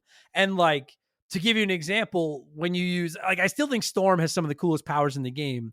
One of hers is she blasts an enemy with lightning. One of them is she calls a tornado that can pick enemies up and throw them around. Like that kind of stuff. Emma Frost, her abilities are like confusing enemies and shit like that. And I'm like, this is fucking lame. Like, you suck. Well, like, because she's like the Wish version of Jean Grey. I don't. Right. Does her skin turn to diamond in this game? Like, she's supposed to be able to turn her skin into diamond. I didn't use her that much to find out. I benched. Yeah, so she's supposed to be a little bit. Her and Jubilee got benched. I was like, I'm sorry, guys. I benched Jubilee right off the bat. I don't remember. I never really played Emma Frost either, but like her whole deal is like, Jean Grey gets the Phoenix power and all that shit, and has like her psychic abilities. Emma Frost has the similar psychic abilities, but then gets diamond skin. So like Jean Grey is kind of a glass cannon, whereas Emma Frost, weaker telekinesis but stronger, is supposed to be more durable, right? Right, and that does make sense because that is. Oh no, I think that is one of the abilities with Emma Frost. Yeah, is you can like harden your skin or something to make you more. Yeah, because that is like, and I gotta say too, like, I don't think they fully nailed it, which I saw some criticisms online talking about how some characters like Nightcrawler are kind of OP. But I was like, I mean, I don't know if like, the thing is, if you look at the X-Men, Nightcrawler is not the most powerful X-Men. Like, outside, if you remove Professor X from the equation, Jean Grey is the most powerful X-Men, right? Absolutely. Yeah, I think we can all agree on that. But in this game, she is very powerful, and she is one of the most useful characters in the game. But like, I think it's maybe because I was putting every ability point of hers I had into her energy to make sure I never ran out of juice for, fucking with people's brains. But like, God help her if someone gets near her, she's fucked. Yeah, that's what I would do with Storm as well. Like, it was all to the energy. But again, like we said, like a character like Wolverine, I would max out his basic attack, whereas someone like Storm or striking, someone like Storm or Jean Grey, they'll all be the energy so they could keep blasting, right? Yeah, Sustain. yeah. And I don't, and so that's where I was like, when I was reading the thread of people complaining about how some characters are so much more powerful than other ones, and I was like, I'm okay with that. Like, again, not to keep comparing them to the Ninja Turtles, who I don't even think have a game this good from a beat 'em up standpoint. The Ninja Turtles need a game like this where you could level Yeah. up all these, like, but like, they should all play fairly similar to each other because they do all have a similar build. They've all got the same training, stuff like that. But I'm like, Wolverine and Jean Grey and Jubilee should feel vastly different from each other, not just in what attacks they can do, but I like the fact that, like, if I go into a situation with Jean Grey or Wolverine, I'm probably going to be fine. If I go into there with Jubilee and Iceman, I'm fucked. I love Iceman, but he's pretty shitty in this game too. Outside Yeah. of he can slow down enemies, which is handy. He was one of my But favorite characters in the old TV show, but I never. he's Yeah. pretty shitty in this game. Eh, I like Iceman, but he's kind of useless in this game. yeah. Um, Yeah. Exactly. But I love and again, I know I keep harping on it. The way each character feels so different is just, I just think is I consider this to be a must play game for anyone that's an X-Men fan. Like, it's Oh, really, really good. well, especially Um, like I think modern audiences kind of know the Ultimate Alliance games because they're a little bit more yeah, recent. And yeah. if you want to see where those games came from, like this is definitely worth playing. And we haven't even talked about, like, if you're a diehard like, there's so much fan service in this game. Like, you're Oh between yeah, missions, you're constantly walking around the mansion, which admittedly I think gets old after a little while. yeah, But that because that's your hub world. Like that's where you yeah, go to kind of progress the story and have your like lull your what do they call that? Like expositions where they kind yeah. of talk about what's going on rather And than just what's having it in mission dialogue. Yeah, and what's really cool is, like, while you're so the I guess in some ways the main character of the game is Allison, who is Magma, Yeah. because at the very She beginning of the and game, what's that? sorry, and I was saying Magma, I thought they made for this game. No, she's from like the New Mutants that came out in the 80s. It's like a Oh, newer comic series that came out in the yeah, 80s. I'd never heard her. I wasn't sure who the fuck she was, but she at the very beginning of the game, Mystique and the Brotherhood are trying to kidnap her or catch her, Yeah, and the the X-Men Blob. show up and save her, and they bring her back to the mansion, and then you start to learn that she's got these powers where she can control fire and lava and all that kind of stuff. But you kind of see the game through her eyes, and when you're walking around the mansion, you're controlling her, and I think it's the classic way of, like, introducing a character that the player can see the world through their eyes, so Yeah, that yeah. if you don't The know Luke anything about Skywalker. X-Men, as you're walking around the mansion, you could run into the various X-Men and ask them, like, "Hey, so how'd you get your powers?" and that kind of stuff. Yeah, kind of Um, the relatable character, the Luke yeah, Skywalker, where you're discovering the world with them. sure. And what's really cool is that there's actually, like, if you take the time to walk around this castle, the mansion, and talk to all the various X-Men, sometimes you trigger, like, flashback missions Yeah. and stuff like that, and they're totally hidden. And while you're playing the game, you're picking up comic book art, you're picking up CDs, which are discs for the danger room, so you can go in and do, like, these extra challenges and stuff like that. There's Yeah. a ton of fan service in here if you want to go looking for it. Which I remember the first time I played through this as, like, a fair weather X-Men fan. I spent a nice chunk of my time just going around, like, reading about all the different characters and stuff. Well, and like this would have been when the X-Men movies were starting to come out too. So this would Yes, have been like the X-Men in the zeitgeist weren't just kind of on the back burner for comic book nerds or people who watch the TV show. Like it kind of had become really mainstream. totally. Because Yeah. like Patrick Stewart is voicing Professor Xavier in this. I think a bunch of the other voice actors are from the cartoons and Yeah, possibly some of the games. I didn't recognize a ton of them. I did recognize Stewart though, which I thought was a huge. Is that not a huge fucking get? Oh Patrick yeah, Stewart. As I fuck. think so. He's A-list as fuck, When right? we were, dude, I streamed this the first couple times I played it, and we were having a debate on the first stream about, is that Patrick Stewart or is that, like, an impersonator? And then we looked it up, and it was like, holy fuck. Yeah, no, and it's the real Patrick Stewart, and the lady who voices Magma. Ugh. To prep for this, I was watching watching it play, and I was like, oh, I know that voice too. It's she's a voice from Rugrats. She's like Yeah, a huge what's her name? It's like Cree something or she something was. Cree. I I think she was someone, because I can't stand her voice. I think that's my number one complaint about this game is Magma's voice. Yeah, and the voice And actor's name is Cree Summer, and S- she's like a Canadian voice actor, and she's in a ton of stuff, like tons of stuff. Like she yeah, probably has like, but it's just one of those voices that I recognize her from Rugrats, but she's been in like every cartoon that's ever come out. yeah. She's in Someone pointed SpongeBob. out. Yeah, someone pointed out. I think they said she was the girl that tried to Elmira in Tiny Toons. Yes, yeah, yeah, yeah. And that's where I could hear it. And then I was like, I can't, like, I can't get into, like, I'm like, you have fucking Patrick Stewart as Professor X, and then I have Elmira as the new Well, member of the X-Men. I yeah, but struggled with that. I struggled with that. she's like she's one of the voice actors that they get for things. Like there's people that they, always call on. There's like the guy who did the voice for Winnie the Pooh and Tigger, like the Yeah, modern guy. yeah, He's one of those guys too, where they'll try a whole bunch of people and they're like, oh, they're just get I can't remember that sure. guy's name, but just get him, he'll do it and he'll come up with something. And And I want to she's one like, of those people. Like she was in the Super Mario Brothers movie. She was in Rugrats. She played Susie in Rugrats. She's in The Legend of Vox, which is like I think that's a pretty big show on Amazon. I want to say that's what it's on, which kind of makes fun of like sword and sorcery type stuff. right, right. But she's one of the Nickelodeon voice actors, so she's just in a ton of stuff, right? And I just want to say, like, I'm not criticizing the job she did. I just think her voice for that character did not do it for me at all. Like, Yeah. it just made me crazy. Fuck me. I was like, shut. Every time she talked, I was like, stop. Just don't talk, please. She Oh, does God. she does 3 voices for Star Wars: The Knights of the Old Republic. Oh, just none of them are fucking Elmira. No. Um, but so the voice acting is great. You mentioned the like kind of cell shaded graphics that I think are fucking awesome.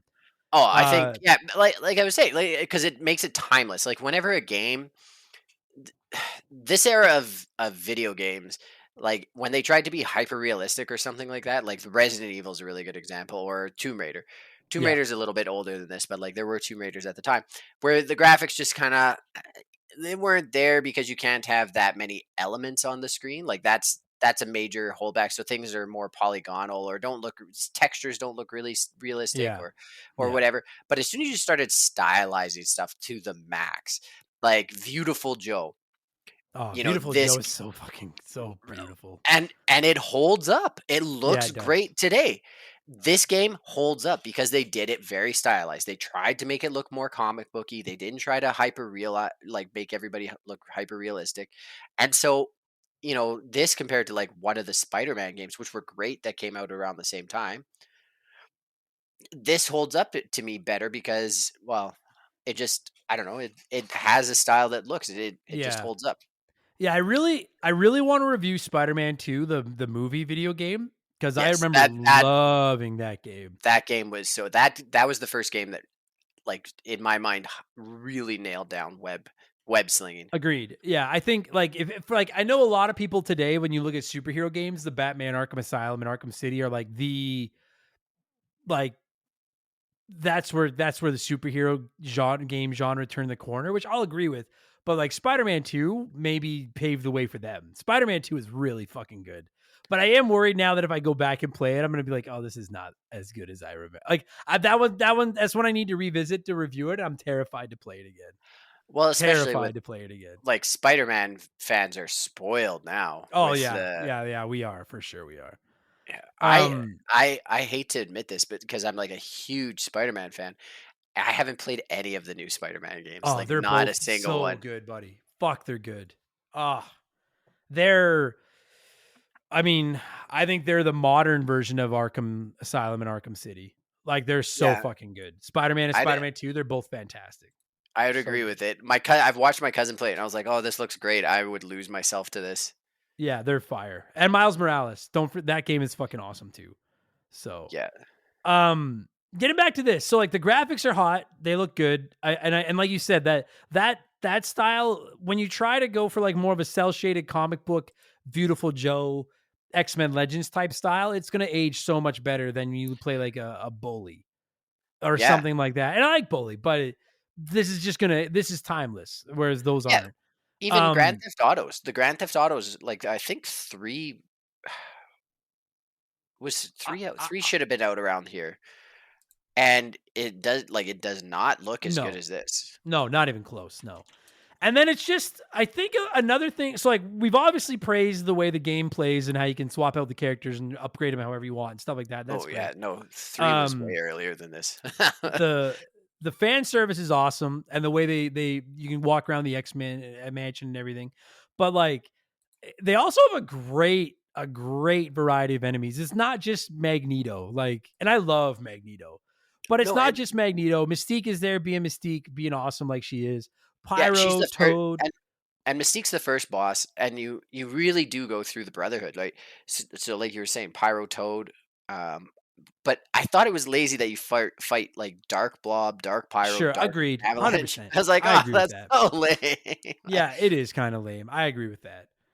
But it's still cool to see them all like popping up and stuff. Though I have to say, I fucking love Toad. I love Toad. Really? He's fucking hilarious. He kills me. They really What, like they and what's then your mutant power? I spit acid and have a long tongue. All yeah, right. yeah, and a big fucking mouth. Yeah, I love that guy.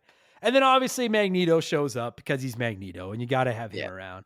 I don't want to ruin the whole story. I gotta say, like honestly, as far as I remember, because I didn't quite finish it in this playthrough, I got pretty close. The story is basically Magneto wants to like the Brotherhood is trying to kidnap Magma, Allison. And the whole point is that Magneto wants to like crash an asteroid into the earth or some shit. And if he can't do it, then she could, I think is what their thought process is. Yeah, Uh like it's like blocking out the sun on the yeah, little earth. Like Mr. Burnsy. Little Mr. Burnsies. yeah, It's not because it's like oh, what do they call it? The Brotherhood has their sanctuary for mutants, and it's this asteroid that Magneto controls, and then yeah, he's Asteroid M. Yeah. yeah, and then he's trying to like block out the sun or something. Not quite crash it into the earth, but I think like basically I don't know, I give don't like everybody seasonal depression and yeah. I fucking love Magneto. He's such a like I love the relationship between Magneto and Professor X. I just think it's the greatest. Like the mutual respect between the two of them, and they're both just powerful as all fuck, but they have completely different viewpoints on the world. Like I love the relationship between them. well, because the best villains aren't villains that are evil, like inherently evil. Like when you have the Nazis as the villain, it's like, man, those guys are dickheads. Yeah, it's easy to hate Yeah, them. Okay, kill them all. Like you just sure. have like a really blanket, like, okay, these guys have a polar opposite point of view from most of society. Yes. Total dicks. Nobody likes them, right? Really easy to hate. The Yeah. best villains are your Thanoses, your Magnetos, your. I'm struggling to think of one who would come to mind, but like But I mean the like dude, the Ma- dudes where you're like, well, not just dudes, but like the people where you're like, oh, I see his point. oh As soon buddy. as you have that, like, oh, yeah, 100%. he's going about it the wrong way, but like I kind of agree with him. And like Magneto's backstory of being a Holocaust survivor, so he's Yeah. already been in an internment camp for being different, again Yeah. hating the Nazi, and and then realizing this mutant ability and everything, and then like seeing history repeating itself, but it with a different set of multipliers. Oh, Like, he's like though you can't help but be like, no, I like he makes solid points and oh lived through the yeah. Holocaust. They want to register these guys. They want to put them in camps. Like, I yeah, I'll be honest with you, dude. Like I don't know if this is gonna make me sound like a piece of shit. I don't want to like if I had superpowers and mutant powers, the level of like that the Brotherhood would be interested in working with me. I'm like, I don't know if I want to kill humans, but I don't necessarily have a problem with like Magneto being like, why the fuck are we bending over to these humans? They're like, we're gods. Like yeah, we don't fuck them. That's what makes him such a great villain. And I frankly, I guess my other than the voice of Allison, my only major quote unquote complaint about this game is I wish there was more Magneto. yeah. Like I know he shows up and I know he's around and I get all that, but like I Well, just doesn't he gets kidnapped by the Sentinels at one point, and then you go yeah. after him, right? Yeah, and then you go after him. Yeah, yeah. But I just like I just love him as a character so much that I wish he had been around more. That's all. Yeah, Which is why X-Men Legends 2 is even better. No spoilers, but X-Men Legends 2 is better. and you should play it. They're both good, but you should play X-Men Legends 2. It is better. Yeah, and they just do more right. Yeah, they do. And fuck, Magneto is the coolest. I'm trying to think. So like we talked about the danger room, the side quests you can do. Yeah. Story is fine. The team is awesome. The voice acting is good. The graphics are fantastic. It is I wanted to say one of the things I really like about this game too is like, despite because at the end of the day, your missions are just like, hey, go to this world and beat up everything that moves. But I love the way they're like, oh, this time you're in the sewers and Gambit's been caught and you're down here trying to find him.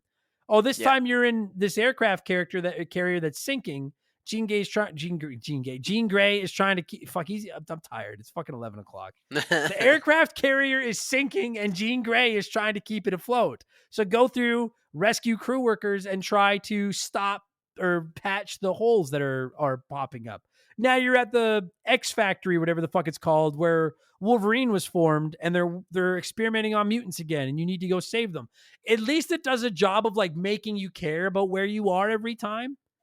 Even I almost feel like each mission is like an episode of a season of the show. Yeah, well, and because like when Juggernaut pops up, that I think it's a episode of the show. Like I think they kind of verbatim, and that's kind of how it plays, and that's not a bad thing. No, I love that, and I'm always a fan of games like this where they have level multipliers like that, like Jean Grey trying to hold that ship together. Mm-hmm. I love stuff like that, like it. Me too. Because otherwise, especially games like StarCraft or, something like this or Diablo, where it's like, yeah, you go to the dungeon, you crawl around a little bit, you find the bad guy, you beat him up, you escape. StarCraft, it's always like you go to the planet, build the base, collect the resources, build a giant S army, sweep the map, done, right? When it has some multiplier like, oh, the planet you're on actually will rotate into a ultra hot sun, so you have to continually move your buildings, or like the ship you're on is falling apart, so one of your characters is going to be actively holding it together, so you can't use that character. Love that. Yeah, and if they can do unique ones every mission or every couple missions, oh, banging. Totally. And they do a good job too of like, there's very few missions where you're forced to play as somebody. There's the occasional one and it makes sense, but for the most part you have a lot of freedom over picking and choosing your team, which makes each playthrough different. And on that note, it's worth playing through a couple of times, because once you beat the game you unlock like a bunch of costumes and you can put them all in their like classic bright yellow X-Men costumes and shit, which is awesome. I was gonna say, because you play through and it's kind of like the X-Men, the early 2000s X-Men costumes, where they're like leather and they tried to make it look not too comic booky, which is hilarious because they thought audiences were not gonna like that when they came out with those movies. And then it turns out like that's all anyone wants. Like the new Deadpool Wolverine movie, they just wanted to see Hugh Jackman in the it was awesome Wolverine. As soon as I saw him I was like, that's fucking pretty sick. Like I haven't you haven't seen it yet. No, because we have a new baby and it's hard to leave the house with a new baby. And I mentioned that I was going to go see it and my wife kind of gave me the, what do you mean? Like, I understand. You'll hang out with the kids and I'll just go do whatever I want. It's been too hot to leave them in the car. So give it another month and it'll cool off a little bit and you should be fine. Yeah. So I think I'm good. I can't think of anything. It's just, I'm telling you guys, like if you're an X-Men, the only other criticism really of this game is just the simple fact that like they haven't been re-released on anything. So this is one of those instances where I'm like, hey, emulate the fuck out of it. I don't give a fuck. Like, can't buy it. I bought it. They're not expensive. I bought them for like $15 each. X-Men 1 and 2, Legends 1 and 2. So they're not expensive. But you gotta either go out and buy an old copy or you gotta do some emulations to get your hands on it. You can't go and get it off like a PS5 or whatever, unfortunately. And I don't know if they'll ever get re-released again. I assume it's like a licensing thing. It's too bad because they're really good games, man. Yeah, well, and like you could reskin these really easily and they'd look really sharp. Like totally. There's not. Yeah, I don't know. I don't even know if like what's the company that made these, Raven something. Yeah, Raven. Activision produced them, but Raven. Yeah, Raven did. Yeah, I don't know. I miss them. I love these fucking games. Yeah, Raven Software and Barking Lizard. Are we? You good? Is there anything we haven't talked about? I felt like the items were weak. That was the only. That's I meant to get there. that's a big drawback to me, was that it was like you had 3 item slots and they had maybe 20 items per type of item, like your backpack, Hmm. belt, and armor or They something just like didn't really that. seem to matter that much. Like No, it seemed, yeah, I thought it was that was a missed opportunity. I it thought was they this. could've. No, go Go ahead. ahead. Well, because like in the Marvel universe, there are very powerful items. You have, Sure. Mjolnir, you have the Infinity Stones, you have things like, the Shatari have weapons. There's stuff they could have thrown in there, Yeah. to even specific to the X-Men universe, that they could have thrown in there, that would have just been like, yeah, he's whatever. Maybe it doesn't amplify this character's power or whatever, but you could have had like items that, and they add these later on, but items that in the other games, but items that enhance that specific character. I thought that was a missed opportunity in the first one, but I think they learned and added that later. So Yeah, whatever. I agree. It was now that said, I fucking hate like inventory management and dealing with my party's gear and shit like that. So it was nice that it was so small, but like it almost feels like an afterthought. It's the same as you play through the game, you collect these credits, and then you can either go see Forge and have them make you items, or you can go see the healer and buy healing items. And I basically just never went and bought stuff from Forge. I just used it to stock up my healing items because I just And never then felt it necessary. Like the items just didn't seem to matter. you finish the game a million zillionaire. A million zillionaire. And then I bought the X Mansion. Fucking Yeah, Xavier, whatever. that's the ultimate goal of this game, is actually just to buy the Yeah, it's mansion technically from a the it's Xavier. yeah. When you beat the game, you find it was a business sim the whole time. So Yes. you could buy. Oh fuck. Um, man, you know what I was just thinking, and we'll wrap this up. We'll score this thing and wrap this up. I would love a game like KOTOR, but with like I don't know. Ooh. I'd love a game where you can play through as a mutant and you can make good decisions where you would lean toward joining the X-Men, or bad decisions where you'd lean toward joining the Brotherhood. And Yeah, like, that'd be cool. you know what I mean? Like instead of going like light and dark side, like that'd be fucking awesome. I don't know. Anyway, Yeah, now I'm just I would love daydreaming that. about other things. So And you know what else so kind of building on that, on like, franchises that haven't come out yet. I'm surprised that when like the MMO phenomenon took off with like World of Warcraft, because they had the Star Wars one come out. They had MMOs were coming out of the yin yang at that point, because the Final Fantasy MMO, like because of how successful World of Warcraft was, there wasn't like an X-Men or a Marvel MMO that came out. There, yeah, DC had one. DC had a big one. Well, yeah. big subjective. They had one that came out. That's another style of game that they haven't really done with the uncanny X-Men. There's a lot they could do with it. I don't know. It's Hmm. weird. Maybe they'll get some more love now that they're getting into the MCU. Maybe they'll get some love. Hmm.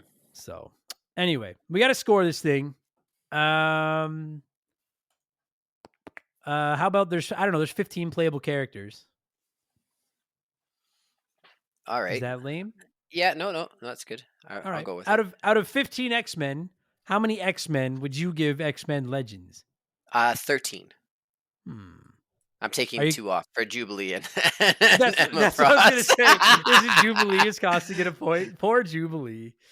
Oh fuck. I like her. In And the it's show, I it like her. She just sucks in the well, game. because she's the cool, relatable one in the show. In the original '90s cartoon, she was the one that like young people were supposed to be like, "Oh, sweet, she's like, yeah, Yeah. And Yeah. she's the one who discovers like what the X-Men and explains the world, right? Right. Um, but yeah, it loses a point for Jubilee and Emma Frost. I think those characters were lame. There was a couple other lame characters too that I just didn't have time for.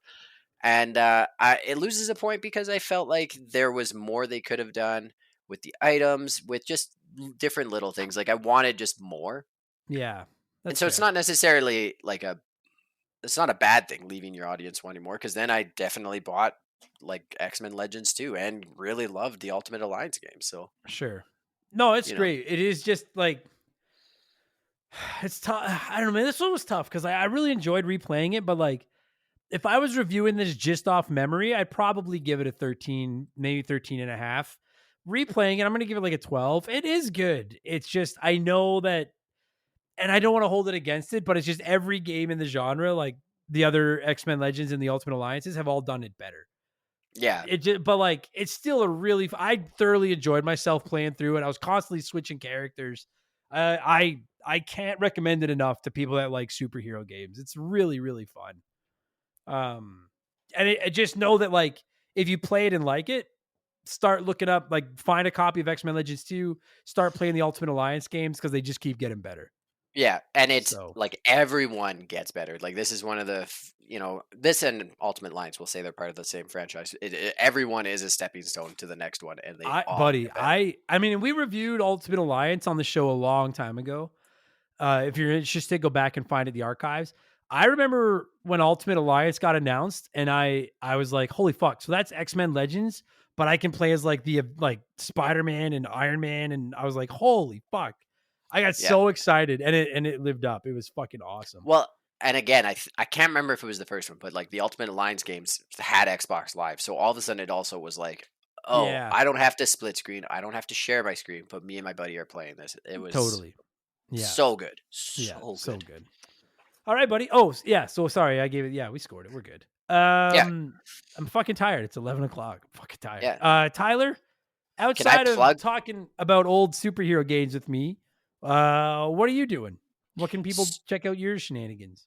So, I've been acting, which is weird. Because of this podcast, they cast my mustache on a movie, a full feature movie that's going to be coming out in April 2025, which got bumped up. It might be released May or June, but like the premiere will be in April. It was originally going to be in August, so it's a film called Contamination by Brimstone Pictures, and they just started an Instagram page at brimstone.pictures. Super cool. Like a whirlwind experience because while we were filming, I like blocked out all my holidays from my real job, and then my real job like bumped up our shutdown, which is like your holidays essentially get canceled, and you're supposed to be doing a whole bunch of maintenance work that you can't do during normal operations. Okay. And so I was like filming during the day for 12 hours, and then going to work at night for 12 hours, and then would like. Yeah, it was awful. And then I'd have you're a 2-time baby daddy while you're doing this. Yes, the baby was born on a day that I was supposed to be filming, and then a night I was supposed to go to work. Like, it was a rough couple months, so it was quite the experience. But it was like an amazing experience. I hope that like I really am wanting to work with these guys more, and like hope to do more stuff with them in the future. I just hope my schedule like levels out a little bit. Sure. So like next year they're going to start filming another project called Dead Strays. So it's a cool little studio, and it's local to where we live. So, and they got major distribution. So they're going to be on Apple Plus, Amazon in the States, and then the Shaw and Bell video on demand, and then YouTube. People can buy it or rent it. Good for you, man. So that's fucking sick. That's awesome. Super neat. Yeah. All of you are always telling me how much you like Tyler and how Tyler's one of the cooler, like everybody loves, like everyone wants to hear from Tyler. Everybody wants to know what the fuck's going on with Tyler. This is what's fucking going on with Tyler. So find his shit and fucking support him. Yeah. And then I have the studio I work with all the time, Studio 762 with our YouTube page. And we got stuff coming out somewhat frequently. Like it takes like a year to edit something or 2 years to edit something. I'm calling out my director and editor and producer Martin right now for I'll fucking as someone that edits shitty podcasts, which I assume is as hard as editing movies and stuff. Editing is tough. Editing takes fucking time. It sucks. Yeah, the problem is we're all video game addicts. So we're he's like, yeah, I should be editing, but I'm gonna play Arma 3. I'm like, I'll play Arma 3 with you, but you should be editing. I love it. So make sure you send me some links and I'll put some shit in the description of this. Sure. So, yeah, that'd be great. And then there's a student film I was just in, but I don't know where that's going to come out. It's for my cousin. It was about men's mental health, but it was kind of funny and quirky. So I hope that it comes out sooner than later, but I don't know what vehicle that'll be out on. All right. So I'll plug that later. Yeah, I'll get you on the show again before then. Mm-hmm. Yeah, we got to, you know what? We'll talk about it off air because I want to do some scary games in October. Oh, and you're a scary person, so I'll talk to you about some, but we'll talk about it off air. Buddy, thanks for giving up part of your Saturday night to sit here and talk about a 20-year-old fucking video game with me. And have a good Sunday. Have a good rest of your weekend.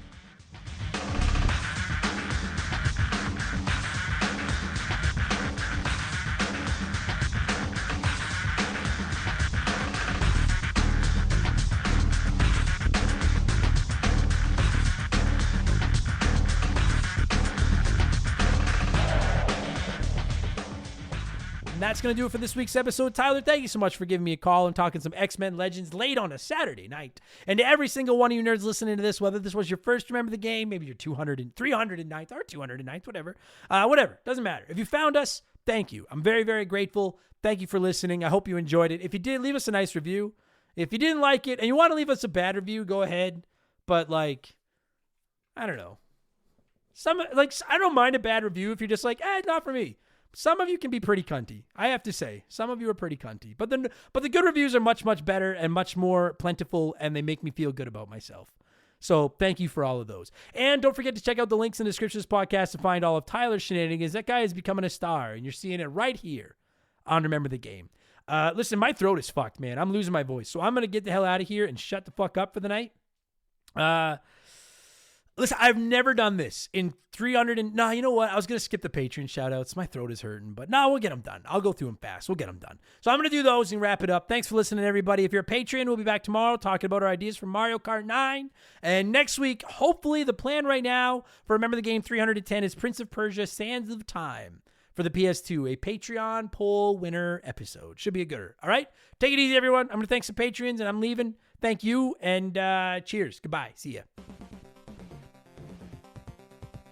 Remember the Game is brought to you by our Patreons. I could not puke up all the content I churn out every week without all of your support. The following people are the senior executive vice president level or higher at patreon.com/rememberthegame. And as such, I am contractually obligated to thank them as quickly as possible. But here's what I'm going to do. My throat is so sore right now and so dry. I'm going to do it with a cough drop in. And I think this is going to be the most unlistenable 3 minutes of podcasting ever. This is a menthol extra strength Halls. Delicious. A huge thank you to Makeshift Marlowe Magic Money, Joe Buck, Sharonic, J Nasty 15. I like jorts. They're comfortable and easy to wear. James Clark, Dave McGee, Dan of Dissect That Film, Doug Dorn, Chris Fleury, Andrew Wright, Jordan, Confused But Still Here, Eldest Millennial, Lil Bang Fufu 89, Angry Ticks, Dave Thompson, No One Cares, Scott Brooks, Aaron Lawson, JSK Fusik, A-Town Morgan, Zane Donovan, Ryan Kinchin, Mike Maloney, G9PSX, Mercury H69, just swallowing some halls, Wolfgang Darren, Andy Hudson, Doogie, Wolf Magic 21, Johnny from Virginia, Squints, Titan 420, Zonko 504, Jeff Bergeron, Daniel, John Woodruff, Randy Barrage, Just a Fish, Daddy's Chubby Little Secret, there's one, Holmes, Zach Shepard, Frosty Fee 492, Triple Chugger 22, Elijah Burns, Madam Nutsich, DBXJ, Jameer Williams, Steve Dalk, Standard Ass Brian, Mizuru, Juris Dr. Mario, Tyler, Phil Lencher, Joe the Sandman, Eric James, Jake Carter, Biddy, Laces Out Dan, Growly Wog, Beaver Boy, Thomas Smith, Leroy Westrich, Rush's Dog Walker. See, the problem with this Halls is every time I speak, it's a blast of cool menthol air hitting my pop filter and coming back and blasting me in the eyes. Now my eyes are starting to burn. Stud Steel Smash, Matt Babanu, Gabe, Dan Fusselman, Fuzzy99, Decoy Man, a dude named Adam, Wyatt the Surgeon, who I don't think is actually a surgeon, Ro, Blaine the Hoagie Man, Scary Terry, Archangel Otaku, Earl, Hagel Waffle, High Plains Drifter, Jimothy, Oroku Saki's Gardener, Band, Cody Richardson, General Fury, and Boys on the Roof. I cancel my Netflix to afford this shout-out. Max Lagroom, James Juan Francesco, John of the Adult Children Podcast, Drugs and Venom K, Sam Carpenter, Donnie the Dude Walter, Nerdy Hybrid, The Fletchman, Sleeper Hit, Squeak Nuts, Zeus, Timmy the Exuberant Turtle, Wimp 15, Christian Gabriel, Maverick Marty, Radioactive Man, Busty Meadle, Graham Kennedy, John M. Watkins, Timothy Sabrinsky, My Left Nut, Beef Dingleberry, Hitchy Poo, Burt Macklin, Quiet Place Queen, Cam Neller 23, Christopher Britt, Zamatos, Big the Cat, Tadpole, T-Bear 87, Maverick, Brandon DeZeba, Kia Pup, Monstrous Boner, AB Killen, Works for Me, Alexander Camps, Hooli Plus, Ted Explosion, Ryan Perry, Alex R, Itchy Nutsuru, Just Car Pranks, Rated X, Int, Darth Skywalter, Postman, Nick Creature, Youngster TK, Adam Martinet, The Big Deal, Kevin Monroe, Can't Destroy Her, Your threats don't scare me, Hot Dog Man. Fuck you, they don't. Fuck you. I can't do Barty's voice. Lord Palmerston, Beers of War, Because 19, Marcus Mendoza, Lord Long Ron Von Hugendom II, Roger Starbucks Pool Cleaner, Lucas Shaman, Frosty Bear, Max Sandin, Sour Goat Face, Alex Ramos, Faded Sufferance, Benjamin Atkins, Carbon Fiber Zombie, Chris Hill is a master tromboner, Mellow Yellow 8787, B Money, Tyler Bauer, Fallen Snow Kiku, The Supreme Chozorizo, Fill Up My Farts with Mouth, E-Man Trucker, Mark Sneed, Atrio Wormwood, Shoeboxers, Adam Blank still hasn't reviewed Mario Galaxy, Jay Callahan, Robbie Air Guy Who Does Things, Sabin, Brian Richmond, Blobby Rogers, Blue Scoppin, Bula, Matt Zeus, Plow King, Cesar, Fill Up My Mouth with Farts, Liquor Like Luigi, Cody Thompson, Put It in H, Chaz Hammond, Elephant Calves, Ace McGuire, Mr. Jabroni, Big Daddy Randall, Ida Yellow, Ryan Whitcomb, Lotus, Nothing Could Possibly Go Wrong, Toby OP, Scotty McGee, Alex McIntyre, Spider Cat, Z Train 22, S. Eric Hopewell, Darbles, Funky C, Funky Do, David Schroeder, Theodore, Diablo Spartan, pardon me, Justin Blair, McCracken, Wilco, VOS Rager, Super Jess, Captain Steven, Adam's former assistant, Ryan Stemmerding, Shank the Rat-Faced Bastard, Horace Earl, Crystal Lake Management, Leo, Dazaris, Super Cyan, Steph Aroth, Savage Boosh, Speed on the Moan, Combo Chuck, Chris Duty, Travis Sanders, Lord Salazar, Zen Paladin, Blank, and Doogie Bowser MD. Those are great cough drops. If anyone made it to the end of this, you're fucked. That's fucked. I'm fucked. This show's fucked. See ya.